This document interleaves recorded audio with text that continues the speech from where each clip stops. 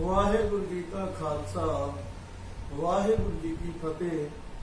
दास परमजीत सिंह खडूर साहब, सेवक श्रोमणी पंथ अकाली दशमेश धरना दल मिसर, बाबा ਵੀਰ ਸਿੰਘ जी, बाबा धीर सिंह जी, पंजवां निशान चलदा वहीर, 1300 घोड़ सवार निहंग सिंह जथेबंदी, जिस दे मौजूदा मुखी सिंह साहब जथेदार महापुरुष बाबा मेजर सिंह सोढी साहब ने, दास दशमेश फौज रगरेटा दल के पंजाब प्रधान जी भी सेवा निभा रहा है। मेरे जो भी मेरी ये वीडियो देख रहा है, दास की सारे के चरणों के बेनती है कि दास का मकसद किसी की भावना नूं ठेस पहुंचाना या किसी नूं नीवा विखाना या समाज में तकरार पेश करना नहीं है कि समाज दे विच तकरार पैदा हो, ये मेरा मकसद नहीं है। पर मेरा सिर्फ और सिर्फ मकसद की है, मेरा मकसद है बिल्कुल सच्चा सुच्चा ते सच नूं सामने लियावा। मेरा विषय की है, अज का विषय यह है कि मेरे सत्कारयोग साथियों, ये जो लगभग देखने दे विच आउंदा है कि मैं सारे नहीं कहता, सारे जो जट भाईचारे चो ने बहुत वधिया लोग ने जो मिलके चलते ने, बड़ा प्रेम प्यार करते ने, बहुत वधिया इंसान ने। पर कुछ जिहड़े मेरे वीर ने ना जट भाईचारे चो, वो साडी कौम के उपर दिन ब दिन कमेंट करते ने, भद्दियां टिप्पणियां करते ने। दास ने कभी भी नहीं सोचा कि इसका जवाब दिता जाए कि चलो कोई गल नहीं, अपनी अपनी मत हुंदी है, देई जाण। पर बड़े अफसोस की गल है कि कुछ लोग जिहड़े आ वो बिल्कुल सोशल मीडिया के उपर साडी कौम प्रति, साडे समाज प्रति भद्दियां टिप्पणियां करते हैं, ते टिप्पणियां भी वो बेलोड़ियां बेहुदा ने। वो किन्हां नूं लैके है, वो है सरकारी सहूलतां नूं लैके भी।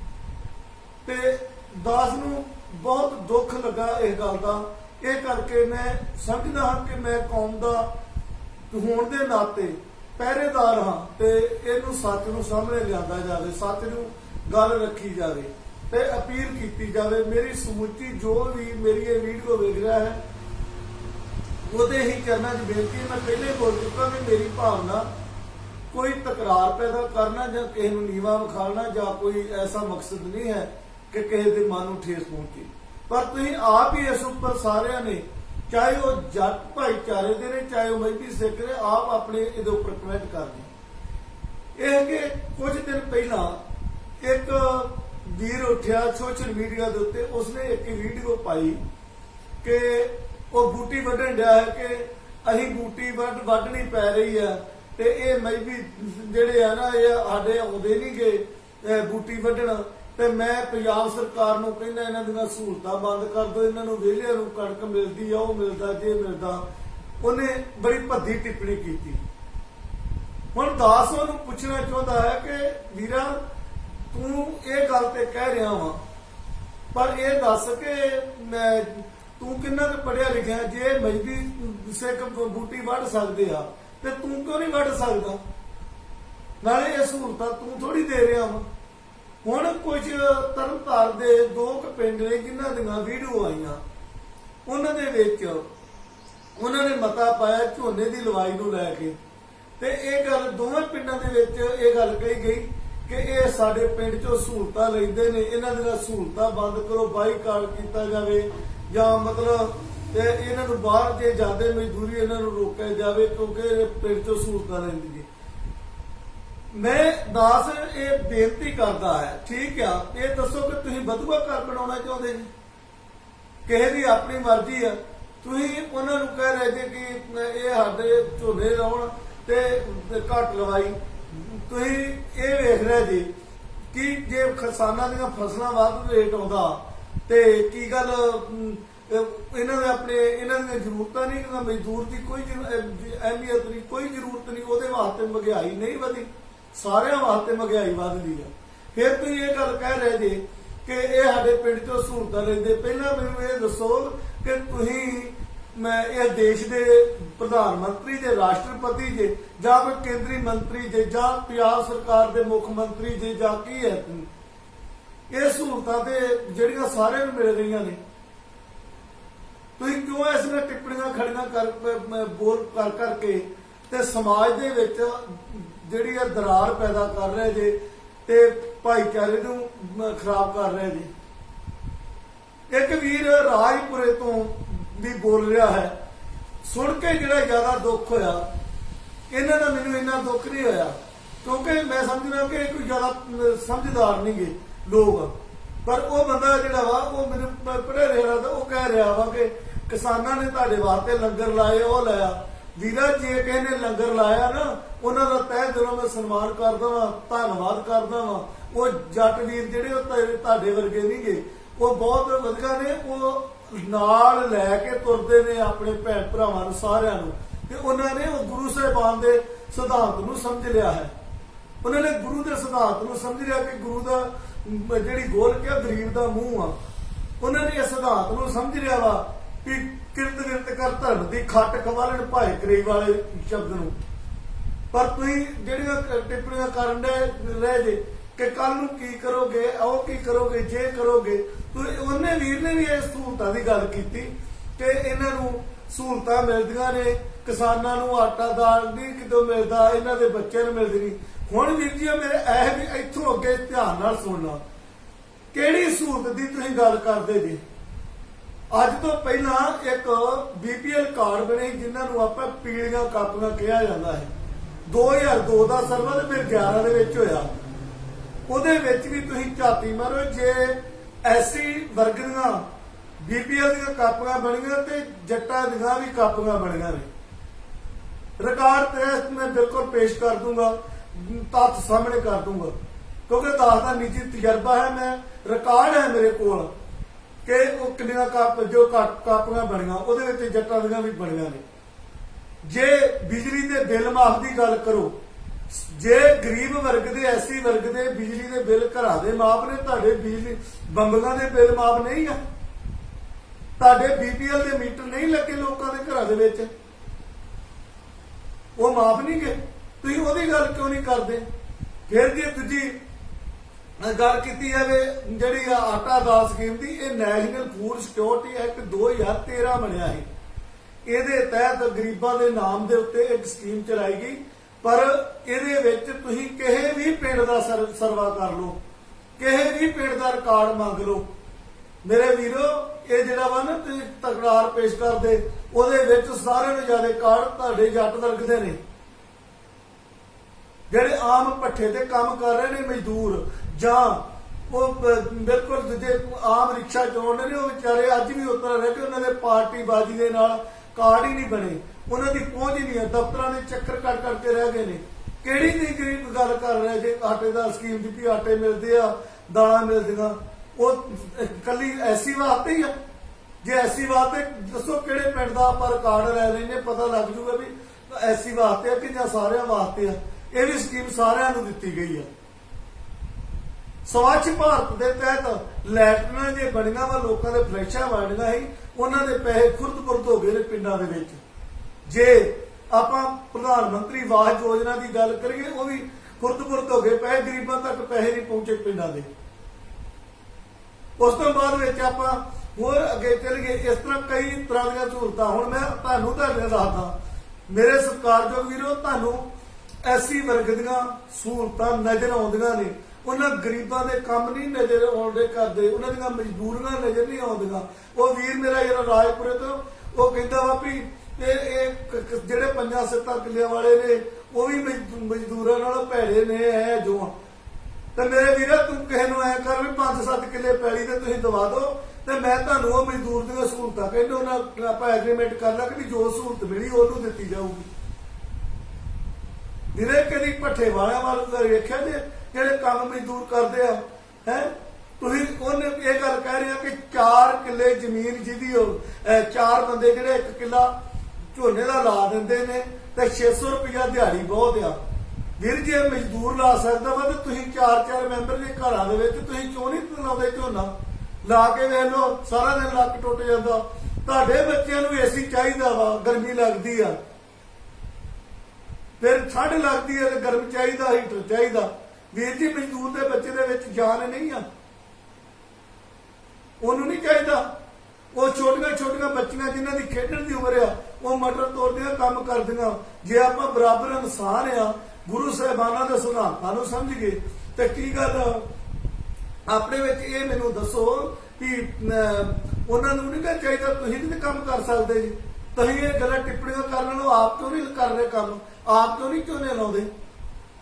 ਫਿਰ ਤੁਸੀਂ ਇਹ ਗੱਲ ਕਹਿ ਰਹੇ ਕਿ ਕੱਲੀਆਂ ਗਰੀਬਾਂ ਨੂੰ ਸਹੂਲਤਾਂ ਇਹਨਾਂ ਨੂੰ ਨਹੀਂ ਮਿਲਦੀਆਂ ਤੇ ਤੁਸੀਂ ਇਹ ਰੋਣਾ ਰੋਂਦੇ ਜੇ। ਵੀਰ ਜੀ ਵੇਖੋ ਮੇਰੀ ਧਿਆਨ ਨਾਲ, ਕਿਸਾਨ ਨਿਧੀ ਜਿਹੜੀ ਆ ਕਿਸਾਨ ਸਨਮਾਨ ਨਿਧੀ ਸਕੀਮ ਕੇਂਦਰ ਦੀ 6000 ਰੁਪਇਆ ਮਿਲਦਾ, ਉਹ ਕਿਸਾਨਾਂ ਨੂੰ ਜੱਟਾਂ ਨੂੰ ਮਿਲਦਾ ਵਾ, ਮਜ਼ਦੂਰਾਂ ਨੂੰ ਨਹੀਂ।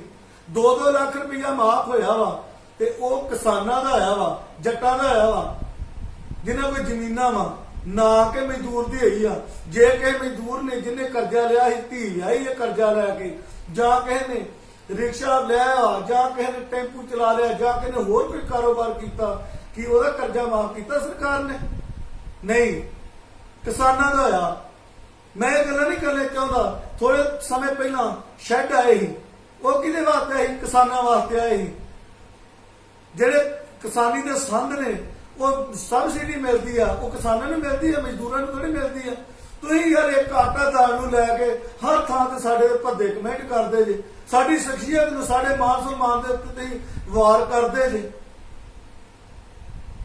ਅਸੀਂ ਨਹੀਂ ਚਾਹੁੰਦੇ ਬੋਲਣਾ ਵੀ ਚਲੋ ਕੋਈ ਗੱਲ ਨਹੀਂ ਆ, ਪ੍ਰੇਮ ਪਿਆਰ ਬਣਿਆ ਰਹੇ, ਭਾਈਚਾਰਾ ਬਣਿਆ ਰਹੇ, ਪਰ ਬੜੇ ਦੁੱਖ ਦੀ ਗੱਲ ਹੈ, ਮੇਰਾ ਆਪਣਾ ਹਿਰਦਾ ਦੁਖਿਆ ਕਿ ਤੁਸੀਂ ਸਾਡੇ ਗਰੀਬ ਭੈਣ ਭਰਾਵਾਂ ਦੇ ਉੱਤੇ ਗੱਲ ਕਰਦੇ। ਨਾਲੇ ਵੀ ਨਾ ਮੈਂ ਤੁਹਾਨੂੰ ਸਾਰਿਆਂ ਗੱਲ ਇੱਕ ਗੱਲ ਦੱਸਾਂ, ਜੇ ਸਾਰੇ ਜੱਟ ਅਮੀਰ ਨਹੀਂ ਗਏ ਨਾ, ਮੈਂ ਕਮਜ਼ੋਰ ਨੇ, ਮੈਂ ਬਿਲਕੁਲ ਇਹ ਗੱਲ ਸਮਝਦਾ ਵਾ। ਮੇਰਾ ਆਪਣਾ ਬਹੁਤ ਤਾਲੁਕਾਤ ਹੈ, ਮੇਰੇ ਸੱਜਣ ਨੇ, ਮੇਰੇ ਬੜਾ ਪ੍ਰੇਮ ਪਿਆਰ ਹੈ ਜੱਟ ਭਾਈਚਾਰੇ ਨਾਲ।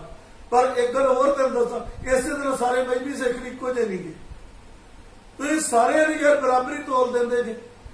ਬਿਨ ਲੋੜੀਆਂ ਟਿੱਪਣੀਆਂ ਕਰਨੀਆਂ ਛੱਡੋ। ਕਿਹੜੀਆਂ ਗੱਲਾਂ ਕਰਦੇ? ਇਹ ਸਹੂਲਤਾਂ ਤੁਹਾਡੇ ਵਾਸਤੇ ਵੀ ਹੁੰਦੀਆਂ ਜੀ। ਕਦੀ ਕੋਈ ਗਰੀਬ ਵਰਗ ਨੇ ਕਿਹਾ ਵਾ ਵੀ ਤੁਹਾਨੂੰ ਆ ਮਿਲਦੀਆਂ? ਤੁਸੀਂ ਭੱਜੀਆਂ ਟਿੱਪਣੀਆਂ ਕਰਕੇ ਸਾਨੂੰ ਜਾਣ ਬੁੱਝ ਕੇ ਨੀਵਾਂ ਵਿਖਾਲਦੇ ਜੀ। ਇਹ ਕਿਹੜੇ ਗੁਰੂ ਸਾਹਿਬਾਨਾਂ ਦੇ ਸਿਧਾਂਤ ਉੱਤੇ ਚੱਲਣ ਦੇ?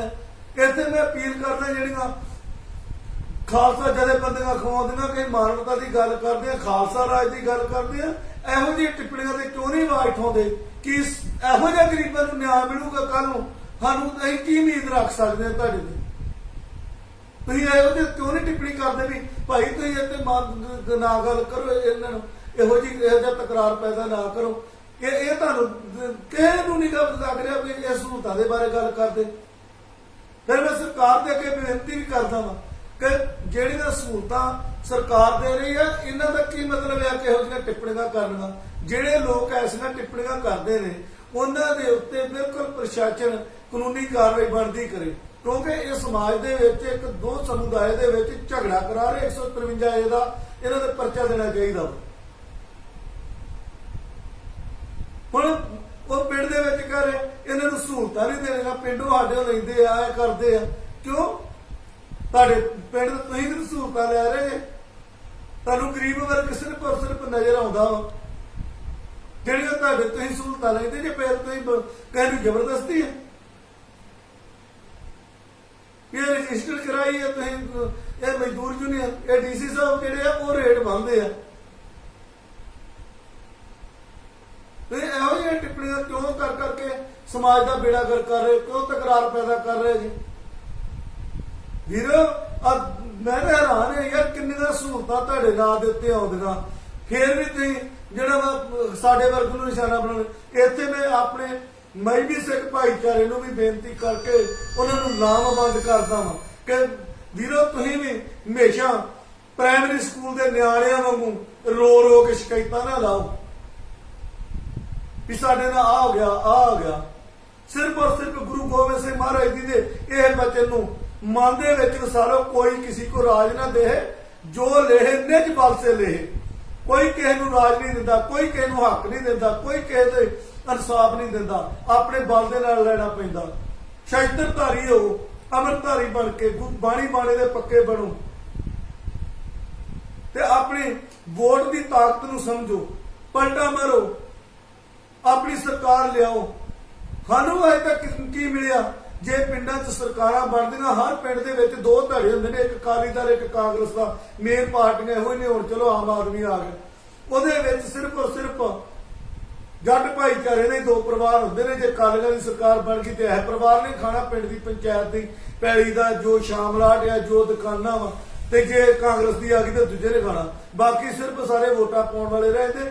ਇਹਦੇ ਵਿੱਚ ਜਿਹੜੇ ਨਾਰਮਲ ਗਰੀਬ ਪਰਿਵਾਰ ਨੇ ਜੱਟ ਸਿੱਖ, ਉਹ ਵੀ ਵਿਚਾਰੇ ਧੱਕੇ ਹੀ ਖਾਂਦੇ ਰਹਿ ਜਾਂਦੇ ਨੇ। ਯਾਰ ਸਾਰੀਆਂ ਸਹੂਲਤਾਂ ਤੁਹਾਨੂੰ ਬਰਾਬਰ ਮਿਲਦੀਆਂ ਨੇ, ਹਰ ਇੱਕ ਤੁਸੀਂ ਜਿਹੜਾ ਵਾ ਭਾਣ ਕੀਤਾ ਪਿਆ। ਜਿੰਨੀਆਂ ਜੇ ਬਣੀਆਂ ਵਾ ਅੱਜ ਤੱਕ ਮੈਂ ਹੈਰਾਨ ਹਾਂ। ਪਿੰਡਾਂ ਦੇ ਵਿੱਚ ਜਾਣਾ ਵਾ, ਦੇਖੀਦਾ ਵਾ, ਜੇ ਆਰਮੀ ਨੇ ਪੈਲੀਆਂ ਲਾਟ ਕੀਤੀਆਂ ਵਾ ਜਿਹੜੀਆਂ ਪਹਿਲੇ ਸਮੇਂ ਦੇ ਵਿੱਚ ਲੋਕਾਂ ਗਰੀਬਾਂ ਨੂੰ, ਉਹ ਵੀ ਜਿਹੜੀਆਂ ਪੈਲੀਆਂ ਦੇ ਉੱਤੇ ਤੁਹਾਡੇ ਕਬਜ਼ੇ ਨੇ, ਤੁਸੀਂ ਛੱਡੀਆਂ ਨਹੀਂ। ਜੇ ਤੁਸੀਂ ਆ ਸਰਕਾਰ ਨੇ ਪਲਾਟ ਕੱਟ ਕੇ ਦਿੱਤੇ ਆ, ਉਹ ਵੀ ਪੈਲੀਆਂ ਦੇ ਮਿਲਾ ਕੇ ਵਾਲੇ ਤੁਸੀਂ। ਮੈਂ ਤੁਹਾਨੂੰ ਰਿਕਾਰਡ ਸੈਟ ਬਣਾ ਦੂੰਗਾ ਵੀ ਕਿੰਨੇ ਕੇਸ ਚੱਲਣੇ ਲੋਕਾਂ ਦੇ, ਕਿੰਨੇ ਥਾਵਾਂ ਦੇ ਚੱਲਣੇ। ਫੇਰ ਤੁਸੀਂ ਸਾਡੇ ਕਿਉਂ ਕਮੈਂਟ ਇਹੋ ਜਿਹੇ ਭੱਦੇ ਕਰਦੇ ਜੀ?